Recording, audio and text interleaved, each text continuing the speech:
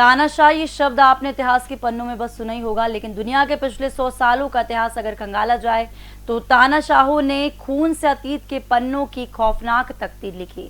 अपनी सनक पागलपन को पूरा करने ऐसे फैसले लिए जिसको सोचकर आज भी रूह कांप जाती है। आज कहानी इतिहास के उन तानाशाहों की करेंगे जिन्होंने लाखों लोगों को मौत के घाट उतार दिया, लोगों का नरसंहार कर अपनी सनक को पूरा किया। अपनी विचारधारा, संस्कृति, विश्वास हो या फिर धर्म के पागलपन में मानवता को नोच डाला। दुनिया में चीन के माओ, पाकिस्तान के जिया उल हक, इराक के सद्दाम हुसैन, लीबिया के कर्नल गुद्दाफी, युगांडा की ईदी अमीन जैसे अनेक तानाशाह जिन्होंने मजे के लिए लोगों के साथ कर दिया कत्लेआम। दुनिया के खुकार तानाशाह जिन्होंने मजे के लिए किया नरसंहार। पिछले 100 सालों के इतिहास में लाखों लोगों को उतारा मौत के घाट। विचारधारा, संस्कृति, धर्म के नाम पर मानवता पर क्या वार। चीन के माओ, इराक के सद्दाम हुसैन, लीबिया के गुद्दाफी का खौफनाक इतिहास। दुनिया के खुकार तानाशाहों में नाम आता है एडोल्फ हिटलर का, जिनके बारे में आपको किताबों में बताया जाता है। जर्मनी में 1933 से 1945 तक एडोल्फ हिटलर को दुनिया के सबसे क्रूर तानाशाहों में से एक माना जाता है। अपनी नाजी पार्टी के लिए दम पर सत्ता में काबिज होकर हिटलर ने यहूदियों के खिलाफ मोर्चा खोल दिया। खुलेआम चले इस नरसंहार को होलोकॉस्ट के नाम से जाना गया।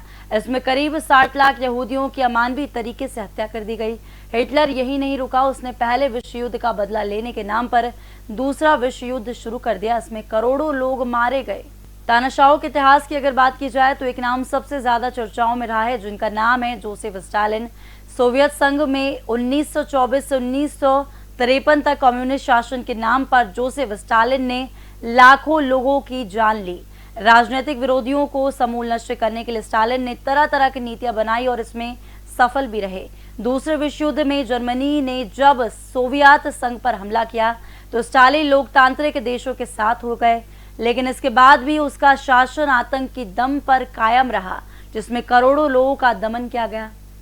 दुनिया के खुकार तानाशाहों की लिस्ट में चीन के माओ जेदांग ने भी 1949 से 1976 तक खूब तांडव मचाया, जहां माओ ने चीन में कम्युनिस्ट क्रांति का नेतृत्व किया और इस क्रांति के कारण उसने कुछ ही समय में चीन के लाखों लोगों को मौत के घाट उतारा। उसका आतंक इतना भयानक था कि कुछ लोगों को भागकर ताइवान द्वीप पर शरण लेनी पड़ी, जबकि तिब्बत के धर्मगुरु दलाई लामा को अपने हजारों शरणार्थियों के साथ भारत में शरण लेनी पड़ी। अपनी ग्रेट लीप फॉरवर्ड और सांस्कृतिक क्रांति के नाम पर माओ ने ऐसा दमन चक्र चलाया कि पूरा का पूरा चीन हिल गया। इसके बाद नाम आता है युगांडा के ईदी अमीन का, जिन्हें युगांडा का कसाई भी कहा जाता है। अपने 8 साल के तानाशाही के दौरे में उसने युगांडा के 3 लाख से ज्यादा लोगों को यातना देकर मार डाला। इतना ही नहीं बल्कि उस समय पर युगांडा में भारतीय मूल के लोगों का दबदबा था। ऐसे में असीम इन सभी से नफरत करता था। उसने तानाशाह बनते ही इन लोगों को देश छोड़कर निकल जाने का आदेश दिया। उसका शासनकाल दमन आतंक से भरा हुआ था। इसके ऊपर आरोप लगते थे कि यह इंसान का मांस भी खाता है। किम जोंग इल उत्तर कोरिया तानाशाह ने अपने काल के दौरान आतंक का नया रूप दिखाया। अपनी नीतियों के दम पर इसने उत्तर कोरिया को पूरे विश्व से अलग थलग कर दिया, नागरिक की स्वतंत्रता को पूरी तरह से कुचल दिया और पूरा देश गरीबी, भूखमारी के चंगुल में फंस गया। इसकी मौत के बाद इसका बेटा किम जोंग उन सत्ता में आया और वह भी अपने पिता की तरह ही तानाशाही तरीके से शासन कर रहा है। सद्दाम हुसैन इराक का वो तानाशाह था जो मरते दम तक अमेरिका के सामने नहीं झुका। सद्दाम हुसैन अपने क्रूर शासन के कारण कुख्यात था। इराक से अलग राज्य की मांग करने वाले कुर्दों के खिलाफ सद्दाम ने रासायनिक हथियारों का इस्तेमाल किया। इसकी वजह से कई लाख लोग मारे गए।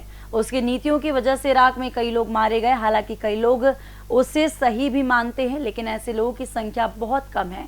2003 में अमेरिकी आक्रमण के बाद उसे सत्ता से बेदखल कर दिया गया और फांसी पर लटका दिया। अब नाम आता है लीबिया के मुअम्मर गुद्दाफी का, जिसकी तानाशाही के किस्से तो सभी ने सुने ही हैं।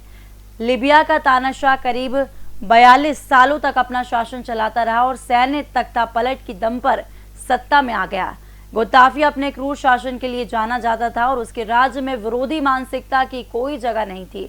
उसने अपने विरोधियों को बड़े ही बेरहमी के साथ मार दिया। अरब क्रांति के दौरान चली तानाशाहों के खिलाफ लहर लीबिया भी पहुंची। यहां पर एक लंबे गृह युद्ध के बाद विद्रोहियों ने 2011 में गद्दाफी को पकड़ लिया और मौत के घाट उतार दिया।